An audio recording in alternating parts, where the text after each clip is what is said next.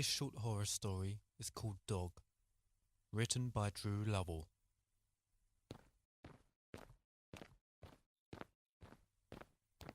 He was shivering from head to toe.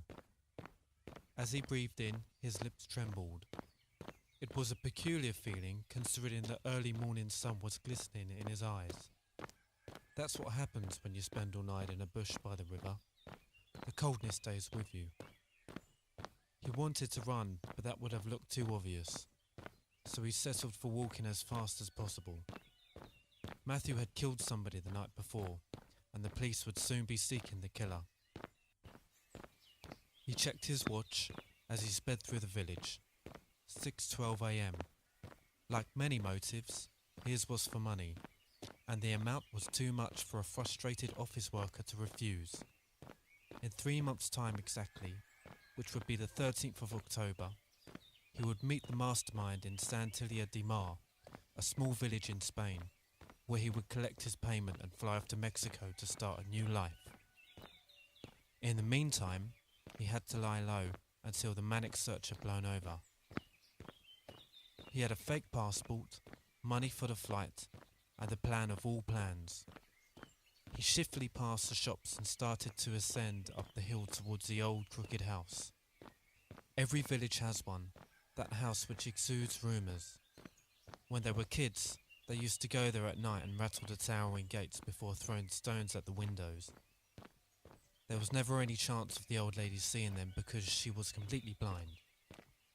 There was also never any response to the childish harassment, but that's what spurred them on to do it again and again. The lady that lived there was a hermit and was rumoured to be in her 70s back then. This would make her at least 85 now. She wasn't a witch, of course she wasn't. But those were the whispers that would fly through the village. Because she was blind, and because she never had visitors, it was the perfect place to lay low for a few months. He shuddered as the paperboy rode past. The boy slowed down and stared at Matthew before speeding off into the distance. Did those houses not order papers? Or was the kid suddenly in a rush to tell of Matthew's sighting? These questions raced through his head, and he felt his legs moving even faster up the hill. I guess a part of being in such a hairy situation is the paranoia that follows. By the time he reached the top of the hill, he was out of breath from running. No matter how much the sun was now shining at the bottom of the village, the crooked house seemed to be in constant receipt of cold, windy weather. He approached the gates with caution. They seemed more towering than ever. He took a deep breath and had one last look at the outside world before slowly pushing the screaming gates open. He had been there since he was a stone-throwing kid. In fact, he was there only last week. In order to complete his plan, he needed to find a visually impaired person to accept the offer of a free guide dog. There was only 3 in the village, and the other 2 had said no. Miss Crafton, who lived at the top of the hill in the old crooked house, was the only one to welcome the offer. Admittedly, she wasn't his first choice, but he put that down to the rather bizarre stories he used to hear about her in his childhood. The garden was huge and unkempt, with a host of spidery trees spiking into the grey sky. He walked up the stone steps and knocked on the door. He knew she was blind, but he tried to make himself as presentable as possible, and not like someone who had just spent the night in a bush by a river. And then he heard it. The sound of shuffling feet walking towards the front door. It was the same shuffle we'd heard the week previously. It was followed by the familiar sound of 8 locks and chains being undone. Finally, the door creaked open, and there stood the little old lady. She was, at a push, 4'10", and had pinned back grey hair, and just like last week, she was impeccably neat. She wore a long dark blue dress that was patterned with clusters of white flowers. With her glazed over sky blue eyes and a warm smile, she greeted the returning visitor. "Hello, Justin," she said, without even knowing who was standing in front of her. He remembered that he'd given her a fake name. Hello, Miss Crafton. I'm back to deliver the guide dog, the big St. Bernard as discussed last week. Oh, goody. Where is he? I can't wait to meet him. There was an odd, awkward silence. Well, Miss Crafton, he ran round the back of the garden as soon as I let him out of the van. He's already making himself at home. Oh, how marvellous, Justin. I'll go out the back and say hello, shall I? Please come in for a cup of tea, won't you? He gulped at the thought. Well, Miss Crafton, I'm afraid that I have to make a few deliveries today, and I can't really leave the dogs in the van, so if it's all the same to you, I'm just going to be on my way now. Her smile faded a little, but soon returned. So be it, Justin. Such is a modern world, one supposes. Ha!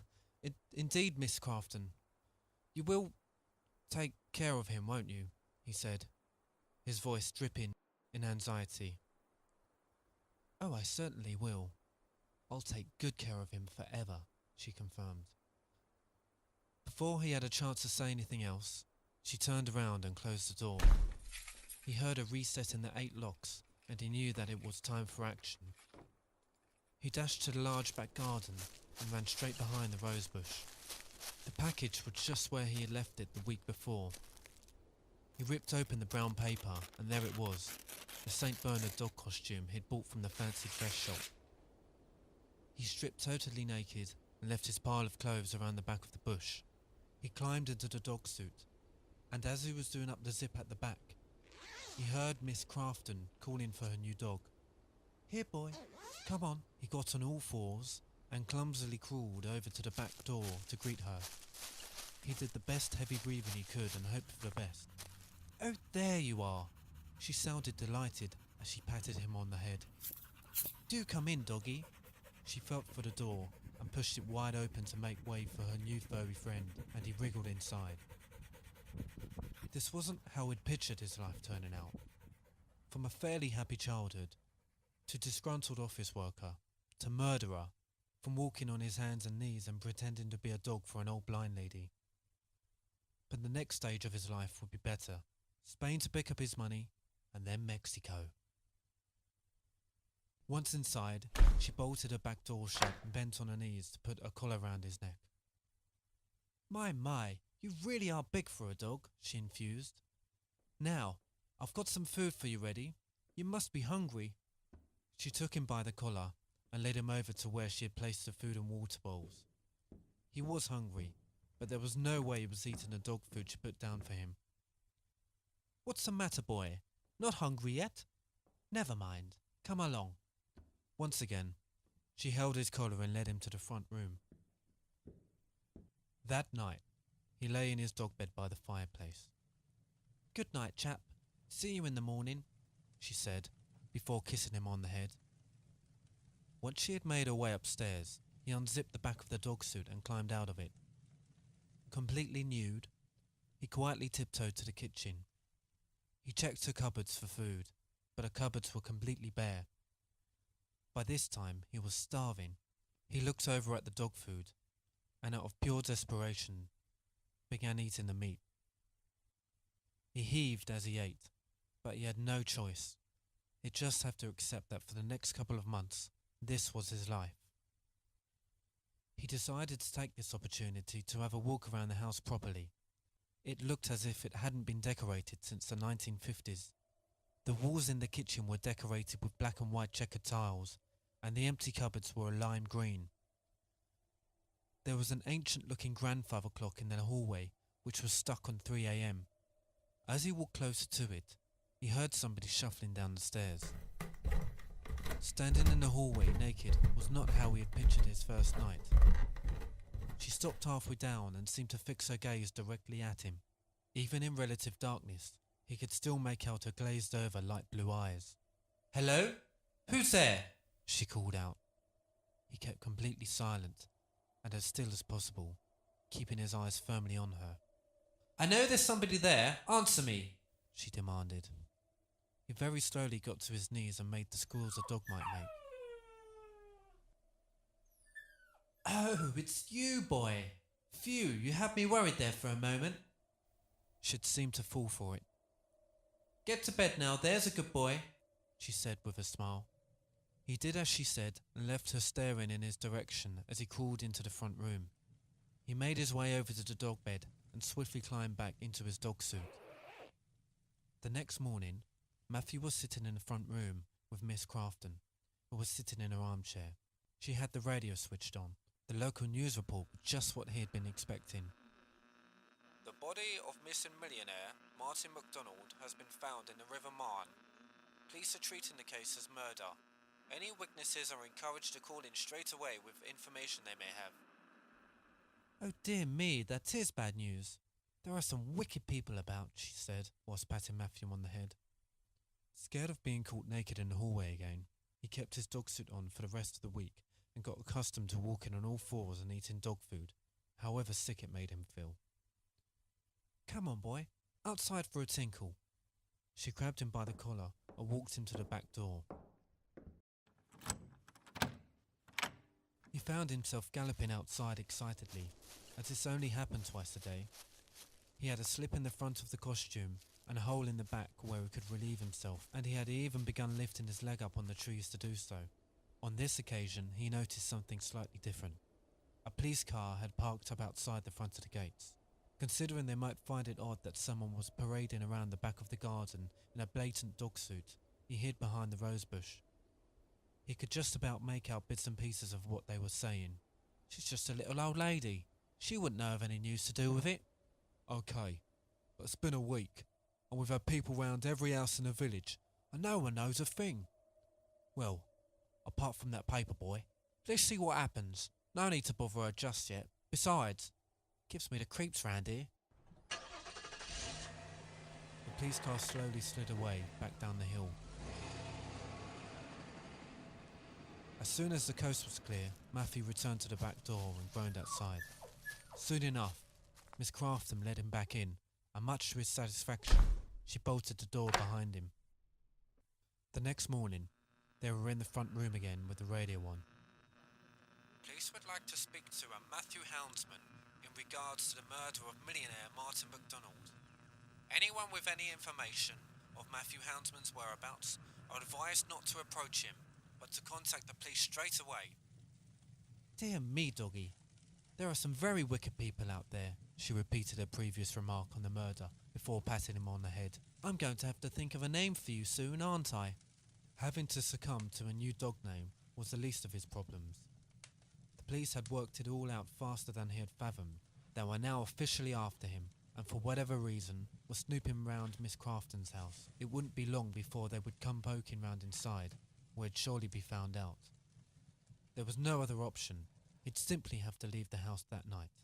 Like every night, Miss Crafton toddled upstairs and off to bed at 10 p.m. sharp. As soon as he heard a bedroom door creak shut, he knew it was time to leave. Where he was going to go, he wasn't sure, but his choice to stay in the village had perhaps been a big mistake. He reached around to undo the zip, but he couldn't seem to find it. Suddenly, there was a tap at the door. He knew exactly who it was. He ran straight towards it and warned them to go away with the best barks he could muster. Miss Crafton came shuffling down the stairs in her nightgown and attempted to calm her dog down. Do be quiet, boy. Let's see who it is. She felt her way to the bottom of the stairs and unlocked the massive locks on the front door.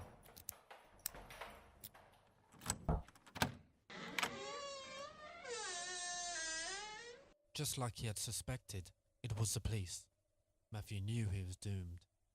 He sped straight upstairs before they caught sight of him. He tried to speak his frustration, but for some reason, it just sounded like a lot of barks. Maybe it was because he hadn't spoken all week. He pushed his way into one of the rooms with his paw.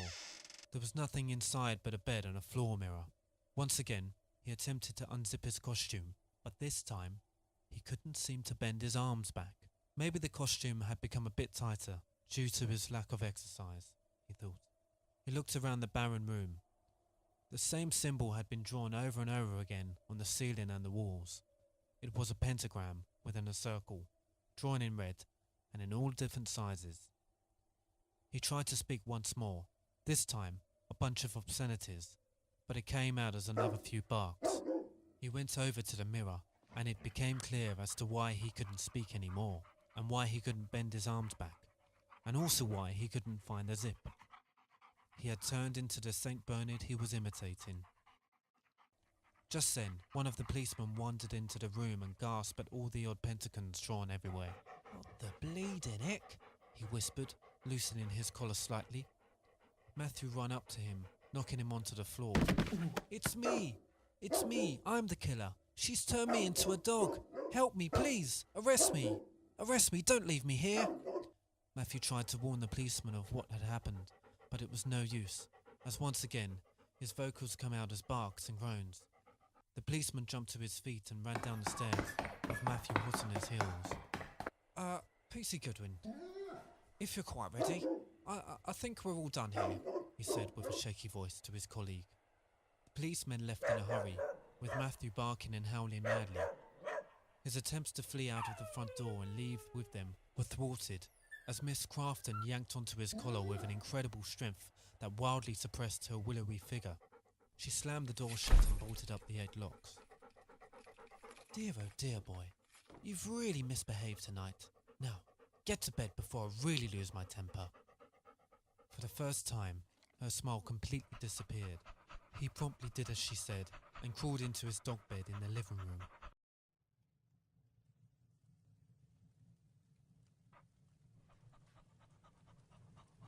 He woke up the next morning with Miss Crafton sat in her armchair. Her glazed-over sky-blue eyes were fixed directly on him. "I hope you're in a better mood today, boy. You caused quite the commotion last night. I've already had the men out this morning, and they've padlocked the gates to ensure you don't try to escape again."